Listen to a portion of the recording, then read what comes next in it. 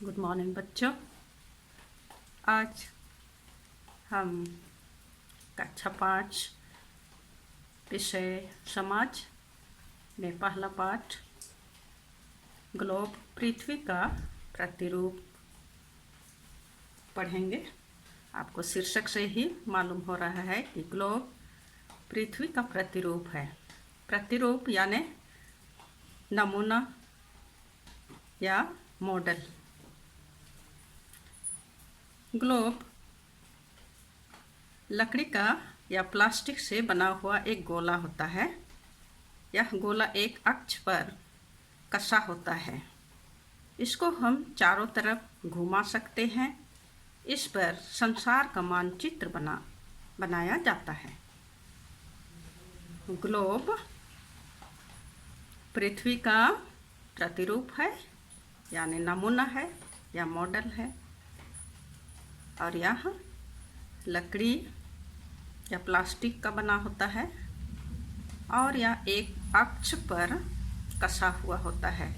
इसको हम चारों तरफ घुमा सकते हैं और इस पर संसार का मानचित्र बना हुआ है। हम पृथ्वी को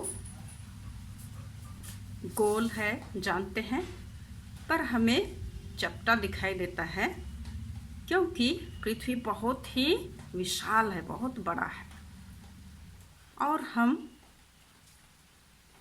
रहते हैं जहाँ, वहाँ से हम पृथ्वी का बहुत कम भाग, बहुत कम हिस्सा को देख पाते हैं। उसी कारण से पृथ्वी चपटा हमें दिखाई देता है। हम पृथ्वी गोल है, इसको अंतरिक्ष यात्रियों के फोटो के द्वारा भी देखकर पता लगा सकते हैं कि पृथ्वी गोल है। ग्लोब के द्वारा हम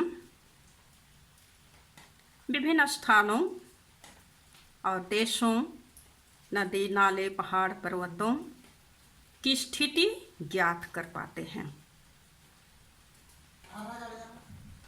ग्लोब में हम ऊपर की ओर को उत्तरी ध्रुव कहते हैं और नीचे की ओर को दक्षिणी ध्रुव या उत्तरी गोलार्ध, दक्षिणी गोलार्ध।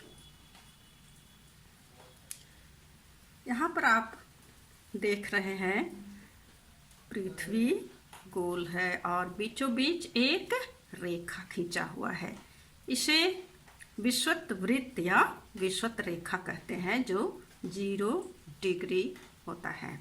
और इस रेखा के ऊपर की ओर को उत्तरी ध्रुव कहते हैं और इसके नीचे की ओर दक्षिणी ध्रुव कहलाता है, या उत्तरी गोलार्ध या दक्षिणी गोलार्ध कहलाता है।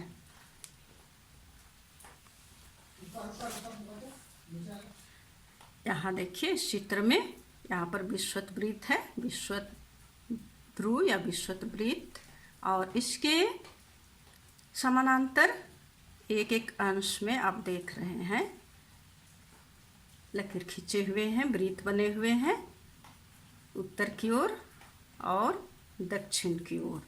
ये है अक्षांश वृत्त। विषुवत वृत्त के उत्तर की ओर की रेखाओं को अक्षांश वृत्त कहा जाता है और विषुवत वृत्त के दक्षिण की ओर की रेखाओं को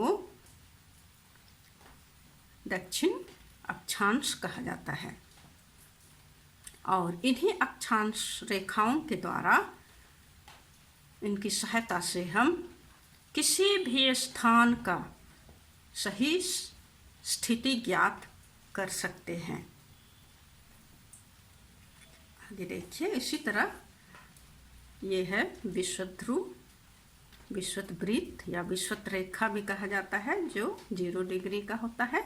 और देख रहे हैं इसके ऊपर से नीचे पूरा, ऊपर और नीचे ये लकीर काटते हुए, विषुवत वृत्त को काटते हुए खींचा गया है। यह वृत्त देशांतर वृत्त कहलाता है, देशांतर रेखा कहलाता है। और ये रेखा इंग्लैंड में लंदन के पास स्थित ग्रीनविच व्याधशाला से होकर गुजरती है। इसे मध्याह्न रेखा भी कहा जाता है, मध्याह्न रेखा। और विषुवत वृत्त के उत्तर की ओर की रेखाएं उत्तरी देशांतर रेखाएं हैं और उसके दक्षिण भाग की रेखाएं दक्षिण देशांतर रेखाएं हैं। और अब हम पहले भी देखें, ऊपर के भाग को उत्तरी गोलार्ध कहते हैं और नीचे के भाग को दक्षिण गोलार्ध कहते हैं। ये उत्तर है, ये दक्षिण है, पूरब है, पश्चिम है। इस तरह आप समझ गए होंगे। यह पाठ समाप्त होता है। अब हम लोग देखेंगे प्रश्न अभ्यास का नंबर। हमें पृथ्वी चपटी क्यों दिखाई देती है? हमें पृथ्वी चपटी क्यों दिखाई देती है? उत्तर, जिस पृथ्वी पर हम रहते हैं इसका आकार बहुत ही विशाल है, बहुत ही बड़ा है। इसका बहुत ही थोड़ा भाग हम देख सकते हैं, इसलिए पृथ्वी हमें चपटी दिखाई देती है। समझ गए होंगे कि पृथ्वी हमें चपटी क्यों दिखाई देती है। क्योंकि हम जिस पृथ्वी पर रहते हैं, जहाँ पर हम रहते हैं, इसका आकार, पृथ्वी का आकार बहुत ही विशाल है, बहुत ही बड़ा। लेकिन हम उतना विशाल पृथ्वी को केवल थोड़ा ही भाग देख सकते हैं, इसलिए पृथ्वी हमें चपटी दिखाई देती है। खा नंबर, ग्लोब क्या है? उत्तर, ग्लोब पृथ्वी का प्रतिरूप है या नमूना है या मॉडल है। पृथ्वी बहुत विशाल है जिसके कारण इसका अध्ययन करना नामुमकिन है, मुश्किल है, कठिन है, नामुमकिन है। इसलिए ग्लोब का सहारा लिया जाता है। ग्लोब लकड़ी या प्लास्टिक का बना हुआ गोला होता है। यह गोला एक अक्ष पर कसा होता है। इसको हम चारों तरफ से घुमा सकते हैं। इस पर संसार का मानचित्र बनाया जाता है। तो बच्चों, ग्लोब क्या है? पृथ्वी का प्रतिरूप या नमूना या मॉडल हम कहते हैं।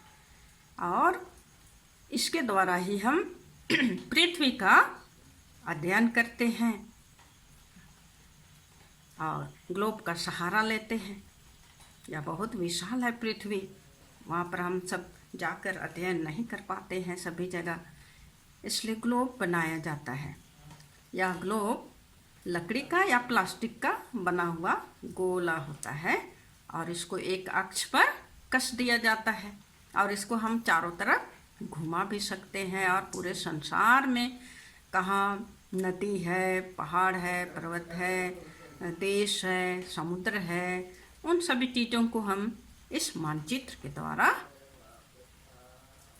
जानते हैं। गा नंबर, उत्तरी अक्षांश किसे कहते हैं?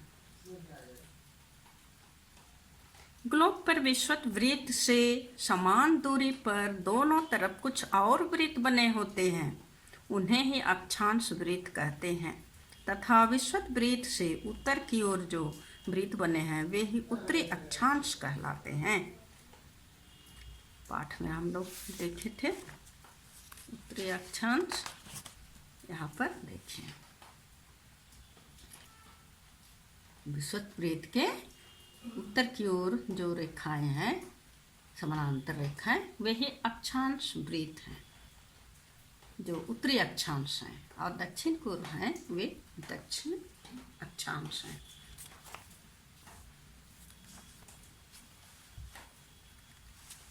घा नंबर, अक्षांश और देशांतर वृत्त से क्या लाभ होता है? हमें क्या लाभ होता है इन रेखाओं से, इन वृत्तों से, अक्षांश और देशांतर से? अक्षांश और देशांतर वृत्त के द्वारा हम किसी भी स्थान और देश की सही स्थिति ज्ञात कर सकते हैं। यही लाभ है हमें कि अक्षांश और देशांतर वृत्त के द्वारा हम स्थान और देश की स्थिति जानते हैं। कौन सा देश कहाँ है और कौन सा स्थान कहाँ है, उसकी स्थिति हम जानते हैं। अंगा नंबर, पृथ्वी के अध्ययन में ग्लोब हमारी किस प्रकार सहायता करता है।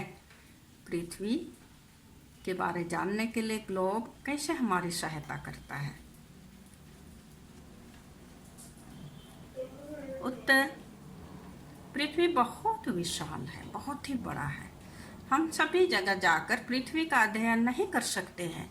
पृथ्वी में सभी जगह हम जाकर अध्ययन नहीं कर सकते हैं, लेकिन ग्लोब में उसके नमूना के रूप में मानचित्र बनाया गया है, जिससे हम स्थान, देश, नदी, पहाड़, समुद्र इत्यादि जगहों का अध्ययन आसानी से ग्लोब में देखकर कर सकते हैं।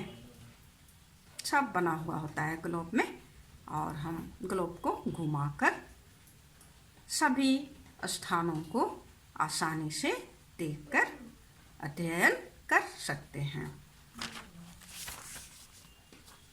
आगे है 4 नंबर, 0 डिग्री मध्याह्न रेखा कहाँ से होकर गुजरती है।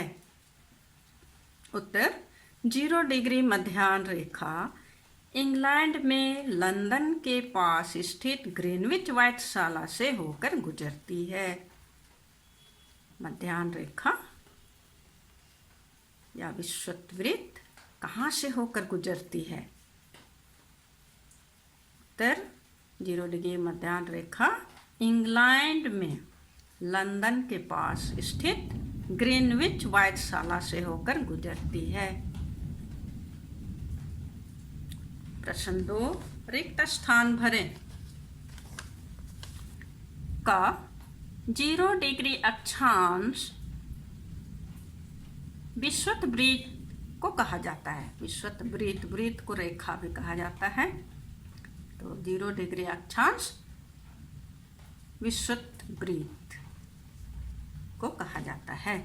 खा सबसे बड़ा वृत्त विषुववृत्त ही है, विषुवत रेखा कहा जाता है या विषुववृत्त कहा जाता है। ग 23.5 डिग्री उत्तरी अक्षांश में कर्क वृत्त है, कर्क रेखा है। और घा 23.5 डिग्री देशांतर में मकर वृत्त है। मकर वृत्त यानी मकर रेखा, वृत्त को रेखा भी कहा जाता है। 0 डिग्री देशांतर मध्याह्न वृत्त या रेखा। तो इस तरह ये खाली स्थान भरना हो गया। आप अपना नोट में उतार लेंगे और पढ़ेंगे। लगता है आप जरूर समझ गए होंगे पाठ। आज के लिए इतना ही। हम दूसरा दिन आगे पाठ में बढ़ेंगे। धन्यवाद। थैंक यू बच्चों।